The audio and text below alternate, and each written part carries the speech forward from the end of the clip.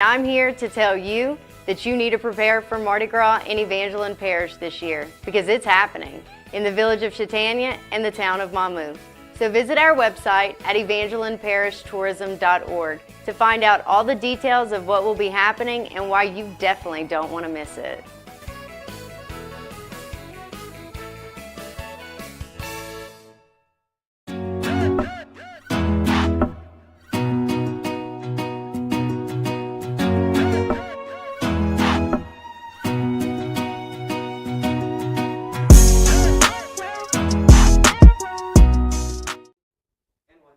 Good morning. Welcome to Evangeline Mornings on UGN's Louisiana Television.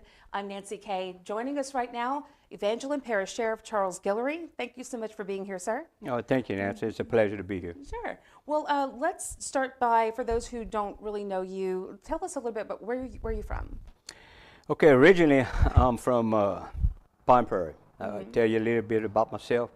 My daddy, Raymond Guillory, is from Pine Prairie, and he was stationed in the Korean War, actually in Japan. And my mother's Japanese. They met together and they ended up getting married. So I was born in Yokohama, Japan, on a United States Army installation hospital. I didn't know that.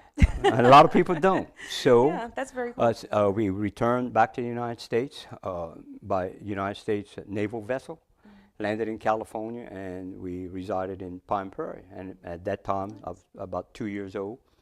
Attended the first grade in Pine Prairie because all my father's family is from Pine Prairie. We stayed there until we ended up moving to Ville Platte. So I remained in Ville Platte for 11 years and graduated from Ville Platte High School. And my daddy became a state trooper. And they ended up getting a divorce, which in the 60s is very unheard of. Right. Anybody having a divorce. Right. And so we started living in the Housing Authority projects in Ville Platte. And we stayed there for several years until my mother could purchase actually a FHA home behind the A&P. And I'm going to speak of that word loosely because now it's Champagne. Yes, it's Champagne. I remember when it was the A&P, though. So a lot of times you tell your age if you say, oh, I know where the A&P was. So, yeah. and then I graduated from Ville Platte High School in 1971. Okay. And then I went into the United States military. And in what branch? United States Air Force, stayed 4 years, honorably discharged, and attended LSUE for 2 years. And then I finished my 4-year degree at LSU in Baton Rouge. And what was your degree? My degree was in political science. And actually I had set my goal on being an attorney, and that didn't work out too good. So I ended up getting a state job at Probation and Parole, where I retired with 37 years of service. Yeah, I was going to say you were there for a long time. 37 years. I was a probation and parole officer, worked my way to the top, and became the boss at the end, and decided to run for sheriff after that. And you've been sheriff since? I've been sheriff since... it's been a couple of years, two right, it's been a couple of years. The election was actually in 2019. I got sworn in on July 1st, 2020. Right. And my term ends on June 30th, 2024, which I will seek re-election at that time. Very good. So. Now, let's get into some other things. For those who don't know, what are some of your other duties as sheriff besides law enforcement? I know you collect the taxes, right? The property taxes and ad valorem taxes. Right, on the on the law enforcement side, obviously that's pretty speaks for itself. We do on the civil side, because the sheriff's office has a lot of duties. You know, I have correction side, I have the civil department, which collects ad valorem taxes. And then we have to distribute that. We also collect traffic fines, which I have to distribute that too, because the sheriff's only receives a part of the pie, and we have to split it up. So there's a lot of work that on the civil side that they do. Also, the sheriff is involved with me. I'm involved with all hiring, all disciplinary problems that we have. I do them all. Since the sheriff's office is a small rural parish sheriff's office, it's not like me being the sheriff of Lafayette Parish where they have 500,000 people. It would be very hard for me to do all the work. But I do rely on my staff greatly, but I do interview everybody, every single person that comes to my office. And the hardest thing, of course, is on the civil part. I'll get back on that. I sign all checks and I sign all bills. I'm the sole person that does it. And yes, I do. I review everything. That's why I wanted to come across my desk, because I'm responsible ultimately for my office, and so I want to see what's coming in and I want to see what's going out. Very good. And how many deputies do you have? At the current time, we have about, and the term deputy means all employees are deputized when they work at the sheriff's office. So there's about 90 total full-time and part-time. Okay. And how many on patrol? Okay, on patrol, we have approximately 15 at the moment, and I'm trying to reach a goal of 5 on each shift, which is very difficult. I did reach the goal. I did reach 4 deputies at one time, and so I move on, and I had to terminate some. So it's that constant turnover when it comes to patrol, because patrol is a specialized unit. They have to be post certified. They have to go to a police academy, and my agency, you have to have full credentials to be a patrolman. I can't just hire you, send you on the road, and have you certified in certain things. Right, because you're dealing with the public way too much, and it's dangerous, and very, very dangerous, and they have to be well trained. So there's only a certain pool in the whole parish, and I'm talking about police officers. So you'll have the police department and the sheriff's office trying to fight over the same pool of officers. Very difficult.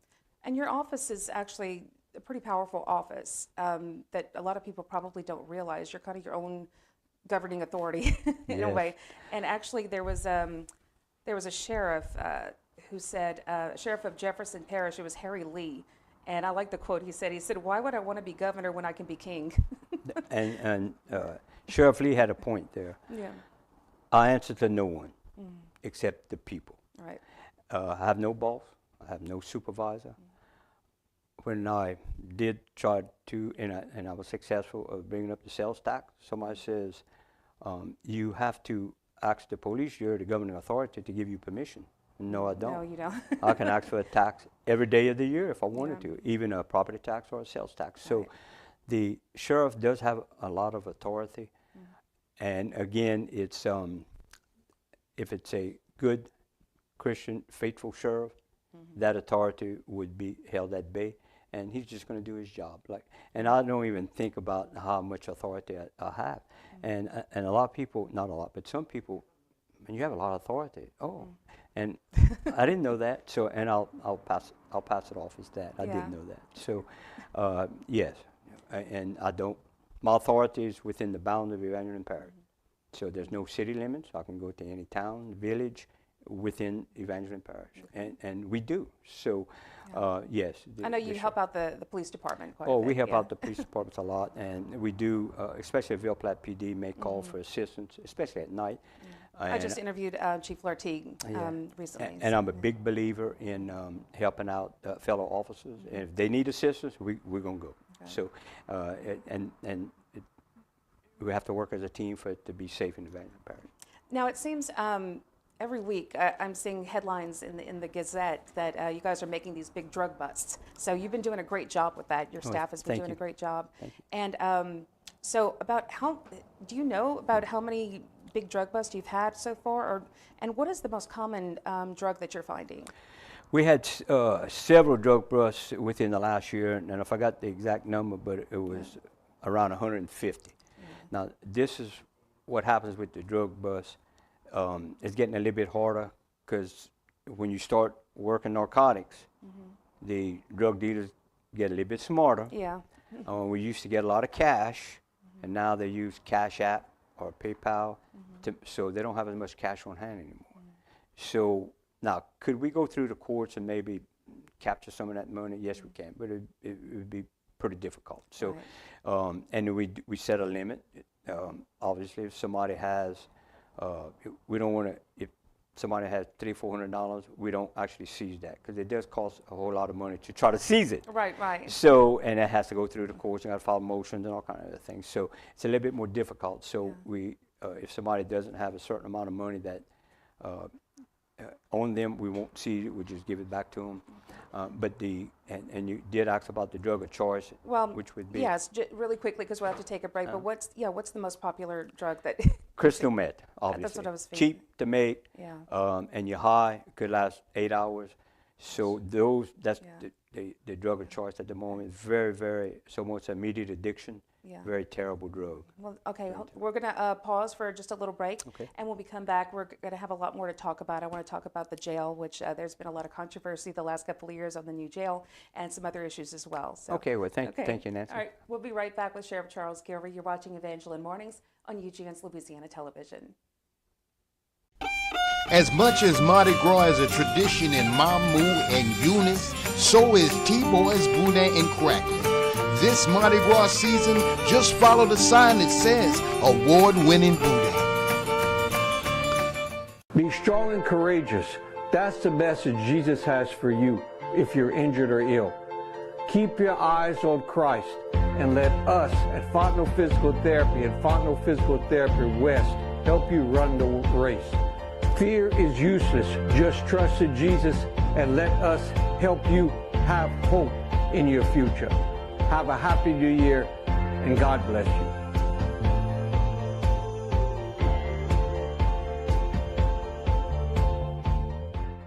Welcome back to Evangeline Mornings on UGN's Louisiana Television. I'm Nancy Kay, and we've been speaking with Sheriff Charles Guillory, Evangeline Parish Sheriff. And thank you so much for being here. And I wanted to get into some issues that I know I hear around the community. People have concerns. And one of them that I hear is about animal abuse in the parish, and like anything, dog fights or neglecting and everything. And I've heard some people say, maybe y'all don't take it seriously, or, I mean, how seriously do you take it? Do you enforce it? And I'm glad that's a good question because I'll take it very seriously. As a sheriff, I work hand in hand with EPAR.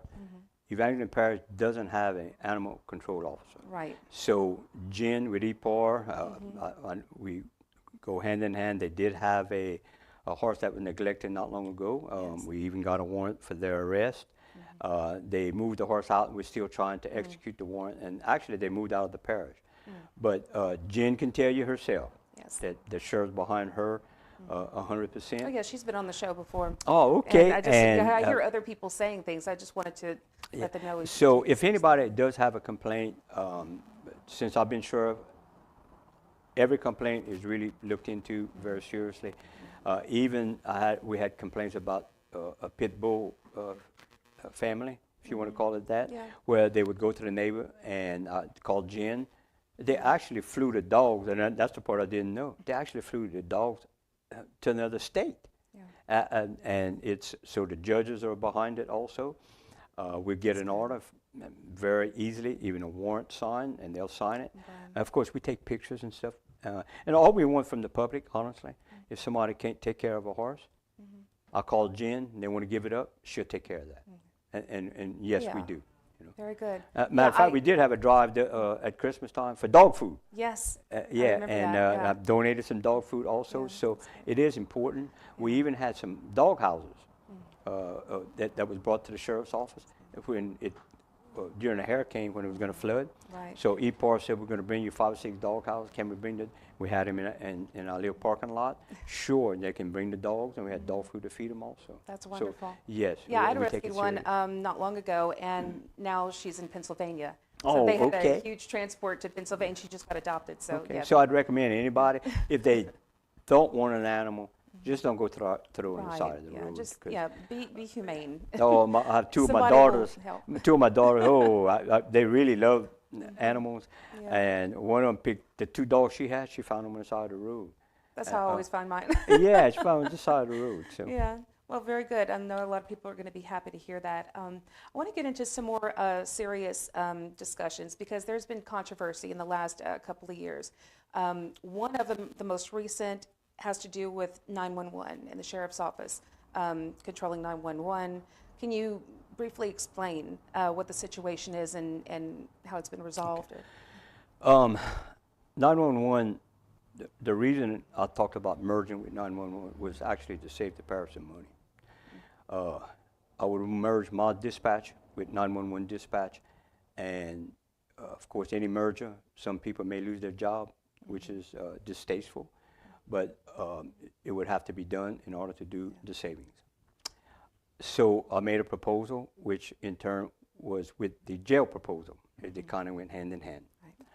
Right. So that controversy came up, and of course my 1 cent sales tax was passed. The main focus of the 1 cent sales tax was to provide more funding for the sheriff's office, for patrol, Right. narcotics, and everything else. Also, I did mention in politicking, if you want to call it that word, for the sales tax, was that I was going to help out with the jail. And it seemed like, I'm hoping that it's going to be a reality at the moment. And the merger of 911 does not have to take place anymore. And the reason is the police jury did come up with, I call it stimulus money. Yes. And if they put that money down as a down payment, then I can borrow $10 million and we can have a brand new jail. Right. In fact, a recent Gazette article, in fact, it's the current issue of the Ville Platte Gazette, says that funding for the down payment for the jail is going to come from a combination of, it's the American Rescue Plan Act, and also, this one might be a little more controversial, it's the proposed library and health unit millage rate reduction proposition. It's a long title to say that it would be pull money from the library and from the health unit. So what are we talking about? Like, are they going to lack funding? Are they going to be able to get things they need? Or if it passes, because it's going to be put to a vote on March 26th, but if it passes. The rededication tax that's coming up would create, I think, about approximately $150,000 if it passes for the police jury to use as expenses in the new jail. And also the rededication is asking for the surplus that the health unit has of approximately $1 million. So with the $1 million and the rededication of the library tax would provide more funding for the for the police jury to actually run the jail, because obviously the expenses are very great. Right. It's not cheap to run a jail, but you have to have one. So. And what's going to happen to the health unit and the library? From what I understand, the police jury, I think the library would still be having a surplus of approximately $70,000 a year. And I believe that they are trying to build a genealogy wing or room, which it seems like they would probably have enough money to do that. I think they already have one, but probably they're adding on to it or making it a little larger. Maybe that's. Yeah. And I think it was just some bonds that ended for the library, and that was the reason they would have plenty of money, according to the police jury, to pay their expenses and still have a little bit of surplus at the end of the year. So, and you can kind of do the math, and 70,000 in 10 years, that's $700,000. So they would still have money to be able to operate easily. And the health unit as well? Would they have a surplus or anything? Or? Okay, the health unit, they're not messing with their millage at all. All they're doing is just trying to get their surplus of $1 million. Okay. And at the same time, they'll be able to build up their surplus once again, because they're not actually taking any millage from them. They're just taking the $1 million surplus. Okay. And that will be on the March 26th ballot? That's correct, March Yes. 26th ballot. Okay. So it's important for people to go vote however you see the That's issue, correct, but you need to and go I vote. think the police jury is going to start advertising and about the election that's coming up. But it is a very important election, and the people, I encourage everybody, go vote. That's you get to speak out in public, vote. Right, absolutely.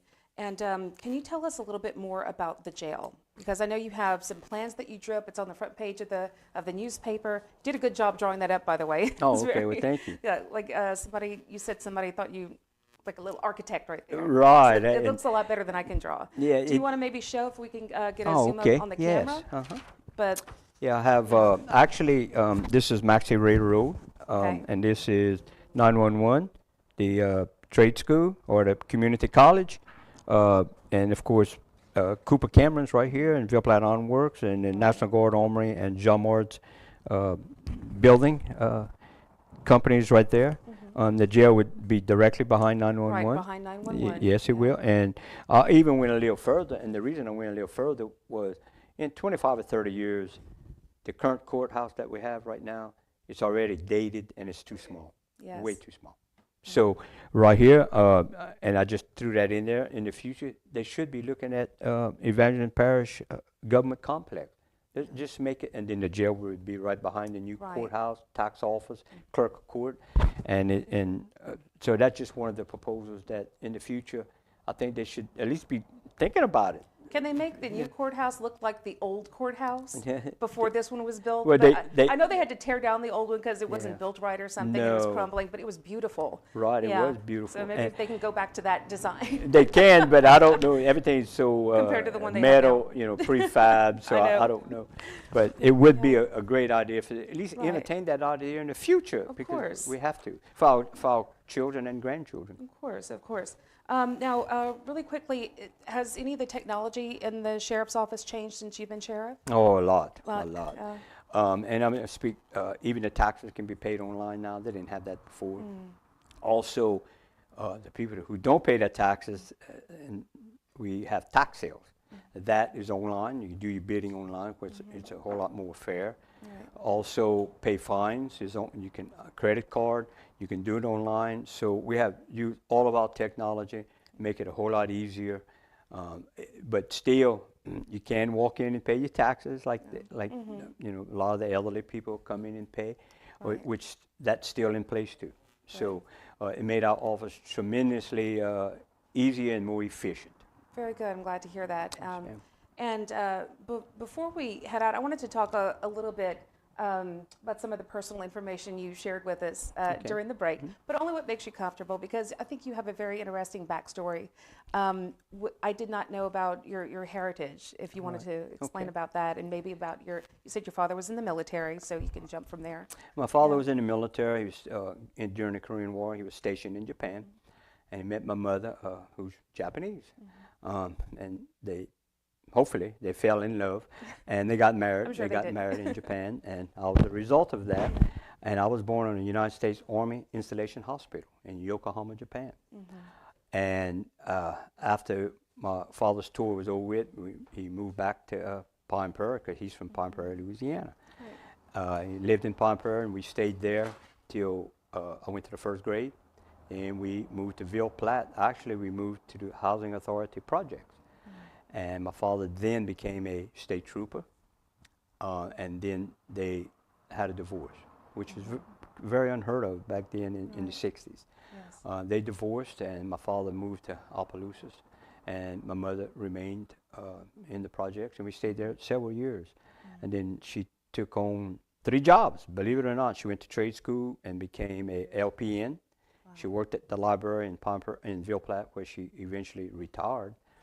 And she also cleaned Clico, the building. So Yeah. she had 3 jobs. That is the definition of the American dream right there. Like just coming from another land, working hard, and getting, becoming an LPN, and Yes, and then it after that we bought a FHA home behind the A&P, which is now Champagne. I remember when it was the A&P, so I think we're dating ourselves right now. Oh, yeah, you're telling the age. Yeah, a you little can bit. tell my age a little bit. And she spent, I think it was $15,000, $17,000. Ooh, that was a lot of money back then. And then I attended Ville Platte High, Ville Platte Elementary, and then went on to Ville Platte High, and I graduated in 1971 at Ville Platte High School. But I guess, and as for, one of my friends was telling me, he says, you went from living in the projects to becoming the sheriff of Evangeline Parish.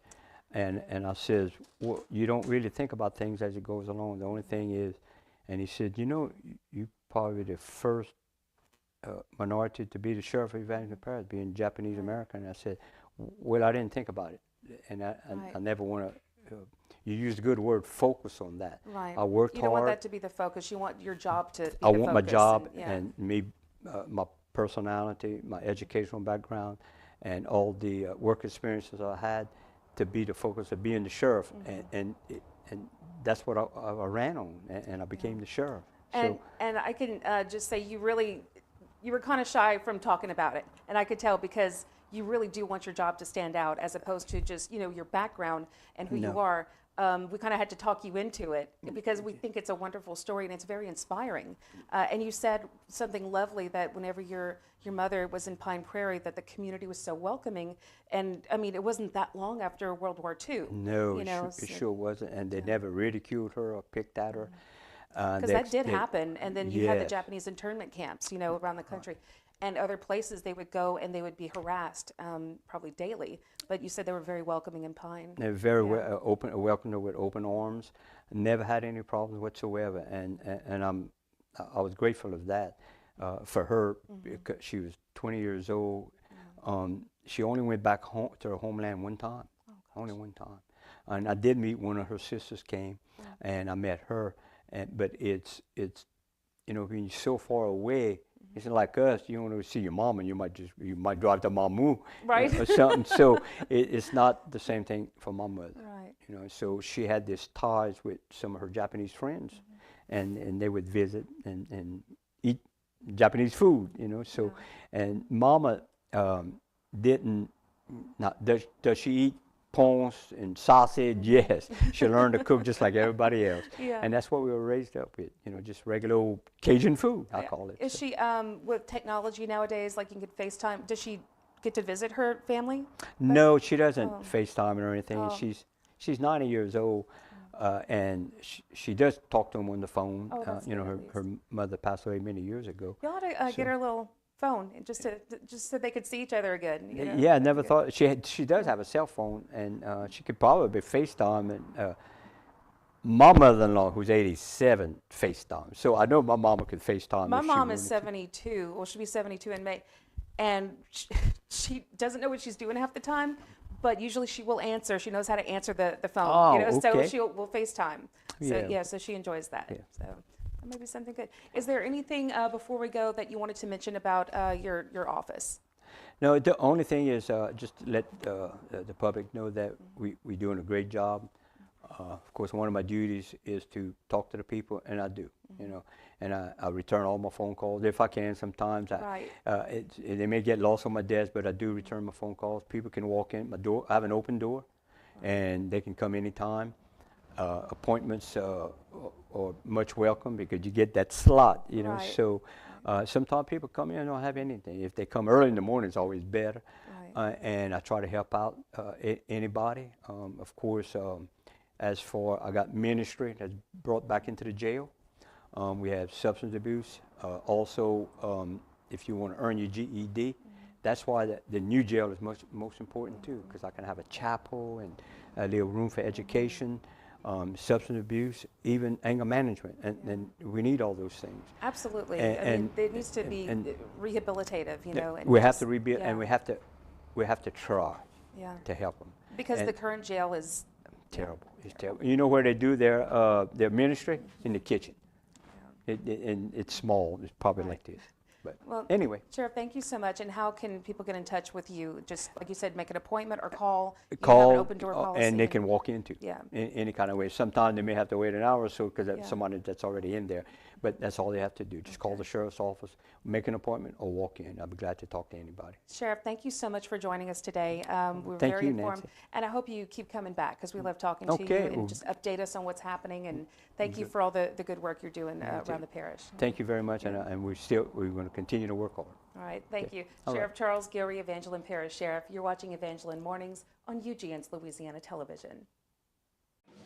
Before John DeVille and his staff can unlock the doors, there's a gathering outside of the Cajun Catfish Steakhouse and Buffet, 1452 Highway 167 North, Ville Platte, Louisiana. His staff would like to invite you in for a dining experience you won't forget. From fruits and salads made fresh every day to a spacious environment to stretch your legs out and loosen your belt loop. Enjoy Central Louisiana's best in seafood and steak. The Cajun Catfish Steakhouse and Buffet, 1452 Highway 167 North, Ville Platte, Louisiana. At 1319 South Chautauqua Road is Paul's Specialty Meat Market and Grocery, where fresh meat and good service equal a great experience. Specializing in smoked meats, specialty meats such as stuffed roast, holiday turduckens, boudin, crackling, fryer stuffed with crawfish and cornbread, and large freezer specials, providing fresh smoked meats to the community for 27 years. That's Paul's Specialty Meats and Grocery, 1319 South Chautauqua Road, Ville Platte, Louisiana, where fresh meat and good service equal a great experience.